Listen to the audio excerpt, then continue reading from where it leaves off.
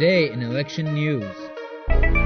Mahmoud Ahmadinejad today in a gathering of the people of Pakdasht, a small town in the southeastern part of the Tehran Province, criticized what he called violations of the oil industry and other ministries, accusing some ministers and deputy ministers of previous governments to have favored their personal interests over the rights and interests of the nation. The president said he would reveal the case of those who had occupied centers of power in the past 24 years, and added, quote, "In Tehran, some people admitted to using public funds to their personal benefit and for the benefit of their friends, to the tune of hundreds of millions of tomans, and then we saw how they were at the end portrayed as heroes." At the same time, Mohsen Rezai, another presidential candidate in the upcoming election, said today in the west central city of Shahr-e-Kurd that people are tired of political quarrels.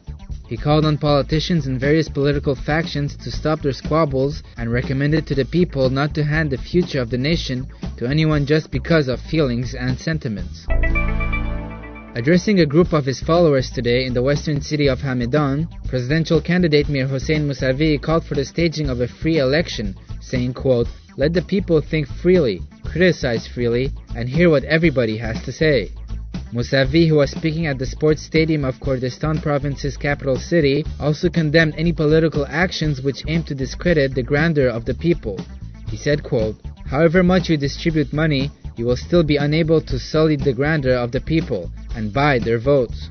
Meanwhile, reformist candidate Mehdi Karoubi said in the northeastern city of Mashhad today that the upcoming June presidential election differed from past elections in that the basis of the late leader Ayatollah Khomeini's Islamic Revolution was republicanism, Islamism, and Iranianism. However, Karoubi added that today circumstances are such that all three of these principles are being threatened.